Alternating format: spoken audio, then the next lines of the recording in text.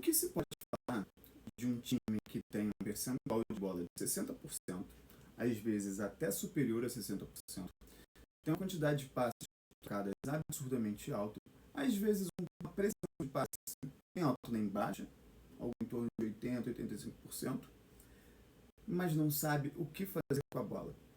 Toca de um lado para o outro, toca de um outro para o lado, toca para frente, volta para trás, volta no goleiro, volta para frente, volta no goleiro, dá chutão, perde a bola, recupera a bola e faz tudo de novo. O Fluminense é um time que toca para o lado, toca para o outro, toca para trás, dá chutão, perde a bola, corre atrás da bola, recupera a bola. Às vezes, nesse ato de recuperar a bola, não roubando a bola, porque eles chutaram e erraram. O Fluminense cede muitos ataques, cede muitos contra-ataques, porque o Fluminense não sabe o que fazer com a bola quando tem a bola. O Fluminense fica tocando a bola lateralizada porque os jogadores que poderiam estar dando opção de passe não dão opção de passe. O Fluminense tenta fazer uma jogada talvez melhorzinha, talvez dar um drible, mas depois que esse jogador dá um drible, esse drible acaba sendo completamente desnecessário, porque na frente tem mais 2 ou 3, não tem ninguém para receber uma bola na frente para talvez tabelar. Raras são as vezes que você vê uma objetividade do Fluminense, que é porque o Fluminense soube jogar, e não porque o Fluminense foi não porque o Fluminense sabia exatamente fazer, mas foi por acaso. Por acaso aconteceu. O Fluminense que tabelou com um jogador, a bola sobrou, o chute funcionou, a bola desviou. Thiago Silva chutou, a bola sobrou para Martinelli. Samuel Xavier chutou, desviou, ouviu. René tomou Tadafilo, chutou, golaço. Serna entrou no lugar de um jogador que não deveria ser titular, pênalti, gol do John Aires. E aí, quando o Fluminense vai pegar um time um pouquinho mais fraco, que o Fluminense em tese poderia se impor, o Fluminense fica brincando, não consegue criar chance, acaba criando uma chance numa jogada de uma tabela de Samuel Xavier, John Aires, gol do Cano, o Fluminense não faz nada, o Fluminense toma empate no final do jogo. E aí, o Fluminense vai jogar no tapetinho, o Fluminense não joga, fica refém da genialidade de John Aires, e nessa genialidade de John Aires, se o outro time sabe que ele é gênio, sabe que o Fluminense é refém da genialidade dele, coloca 2 ou 3. Apesar de terem 2 ou 3 marcando o John Aires, ainda assim conseguiu jogar muito bem contra o Botafogo, conseguiu colocar 2 jogador amarelado, mas o Fluminense não soube utilizar as costas desse jogador amarelado. E ainda assim, o Fluminense não fez nada no jogo todo. Mesmo com o jogador, mesmo com o lateral e o zagueiro amarelado naquela lateral ali do John Aires, o Fluminense não soube aproveitar. O Fluminense acabou não fazendo nada.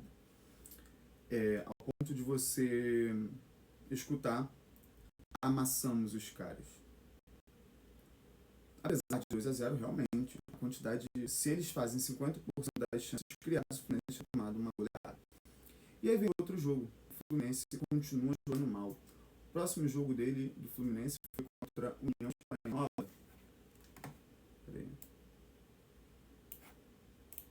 Depois do Botafogo foi União Espanhola, foi antes. Então foi União Espanhola, depois do Vitória e antes do Botafogo. União Espanhola, o Fluminense jogou contra os reservas.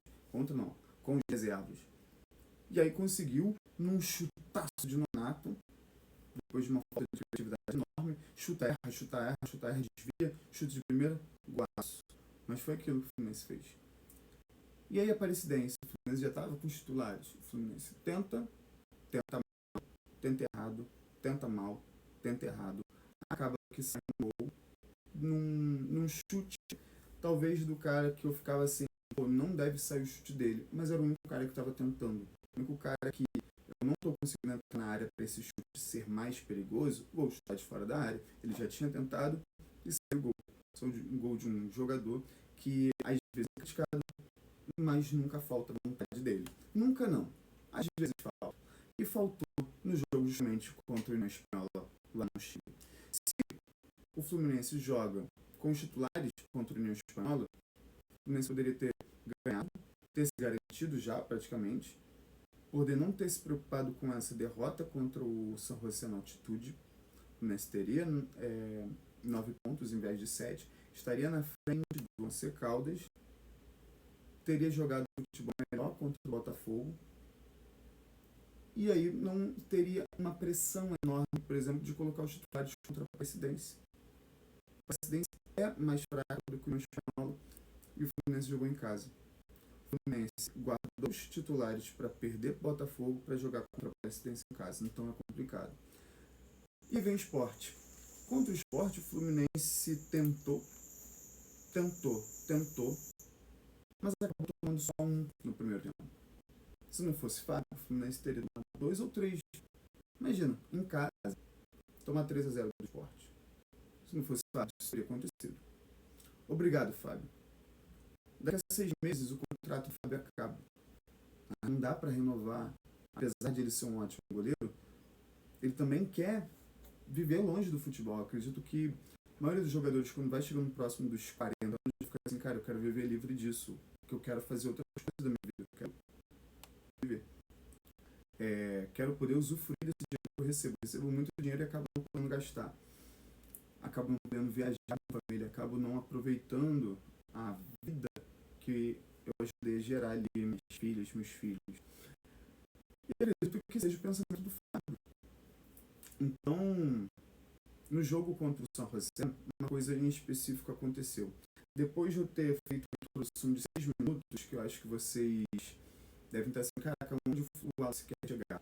Onde o Wallace quer chegar é, o Fluminense enfrentou um time que era fraco e na altitude. Se o Fluminense vai com os titulares, o Fluminense facilmente ganharia. Mas não foi. Vou criticar? Não vou. O Fluminense sempre faz isso. Sempre joga com reservas na altitude. Com essa, talvez, pretensão de dar minutagem para os jogadores. Será que dar minutagem para os jogadores num momento desse é bom? Não sei. Mas foi bom para um jogador. Tanto no jogo contra a União Espanhola, quanto no jogo agora contra o São José. E esse jogador, eu vou mostrar para vocês aqui. Esse jogador é Vitor Eudes. Vitor Eudes jogou 2 jogos, né? União Espanhola e São José. A nota dele aqui é um 7, mas porque ele acabou tomando gol. Se ele não tomar gol, a média dele seria 7,5, 8. Ele teve bolas defensas dentro da área, 2. Ele teve uma outra defesa fora da área, teve uma terceira. Ele teve uma saída certa, ele teve um percentual de passes certos muito alto. Geralmente o goleiro tem um percentual de passe, ele 50%, 60%, ele teve 80%. Posso te mostrar outros goleiros se vocês quiserem ver depois. Mas o percentual de acerto do passe dele foi muito alto. Mas o goleiro não precisa saber da passe. Mas que o Fluminense joga toda hora voltando pro goleiro, sim. Significa que, se é 80%, de 24 passes que ele tentou, ele errou 5. Desses 5, foi lançamento, provavelmente. Mas se desses 5, um não fosse lançamento, fosse passe, seria ruim. Não é? Então não adianta a gente pensar que o goleiro só precisa jogar com a mão. Hoje, quase nenhum goleiro só joga com a mão. Então aqui, passes longos certos. Acertou 6 e justamente os longos, que foram 5 que ele errou, que estão nessa contabilização. Ou seja, todos os passes curtos ele acertou. Todos. Apesar de ter sido um quantitativo de defesas, 3, baixa, muitos outros chutes que foram na direção do goleiro, ele estava no lance. A bola corre de forma diferente, a bola faz uma curva de forma diferente. A altitude, o ar rarefeito, faz com que a bola sofra uma rotação do efeito Malus de forma completamente diferente.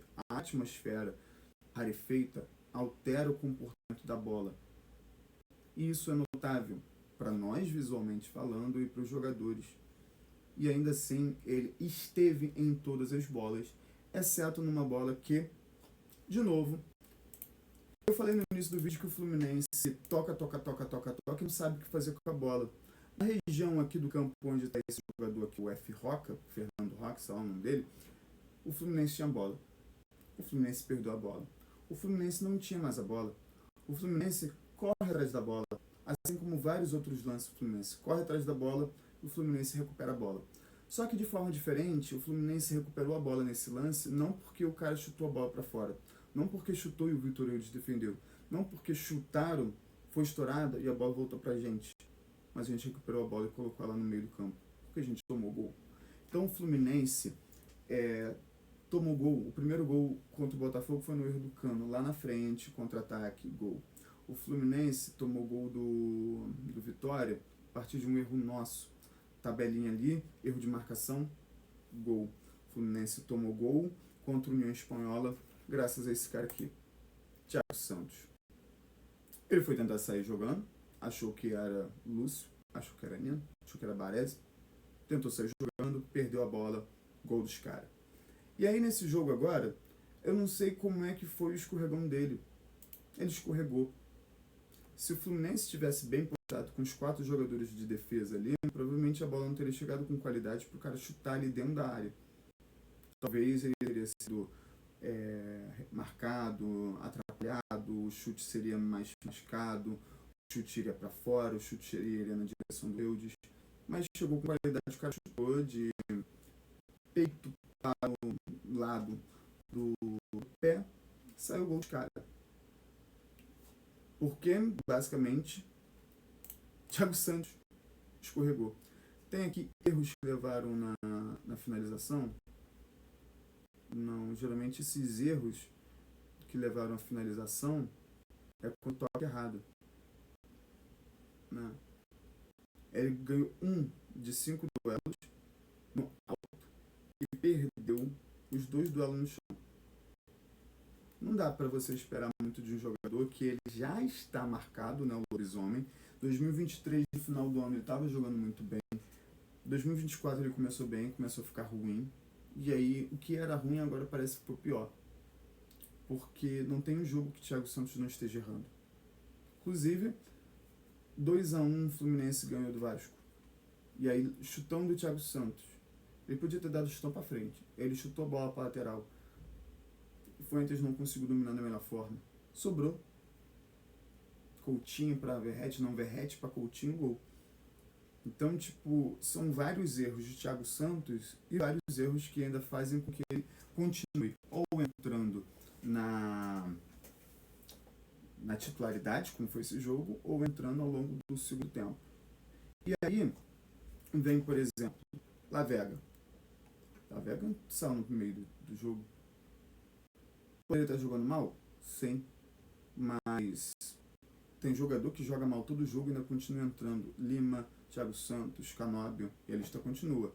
Lavega, que é recente chegado no Fluminense, tem esse comportamento, daqui a pouco o cara vai querer sair. Bernal jogou bem, mas não é um jogo que ele joga bem. E aí quando ele não joga bem, chama um cara de ruim. O cara está sendo procurado pela Juventus, mas o Fluminense ele é ruim. E aí outros jogadores, por exemplo, Isaac. Isaac quer mostrar trabalho, cara. Se você não colocar adolescente para mostrar trabalho, tipo assim, se tu não moldar o cara, se tu não moldar com força, não é em jogo em que ele vai ser... Vamos lá, pensa comigo. Tem os titulares. E aí tem os reservas dos titulares. E aí tem os reservas dos reservas e depois tem eles. Quando eles são colocados no final do segundo tempo, quando o Fluminense está perdendo, contra um time fraco na altitude, os caras começam a pensar assim, pô, tem jogador que joga mal todo jogo, eu joguei nessas condições, errei, e ainda sou criticado pela torcida, ainda sou criticado pelo chefe, pô, tá complicado, vou querer sair do time, né? Ele ainda tentou uma coisinha, mas, pô, cara, demora pra você entrar no jogo, principalmente na altitude. Tem jogador que entra no jogo muito rápido, tem jogador que não entra no jogo muito rápido.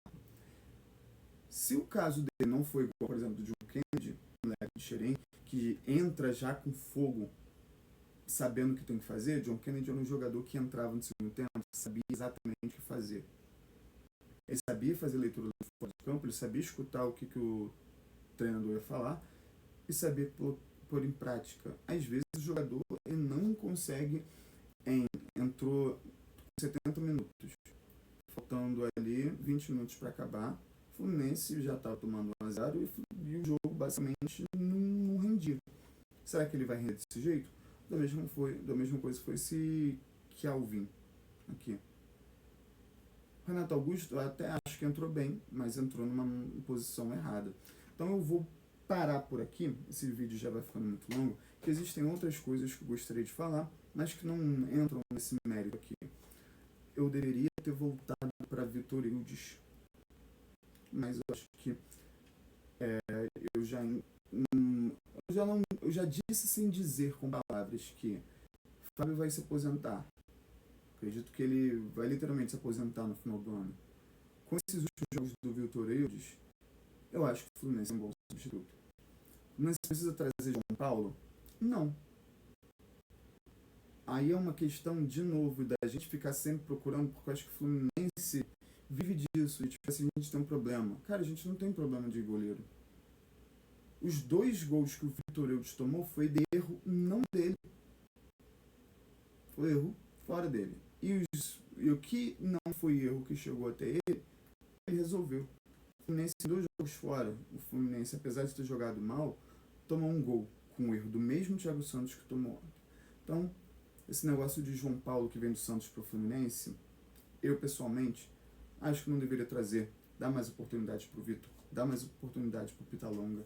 É isso, Tricolor. Obrigado por ter assistido até aqui. Até a próxima.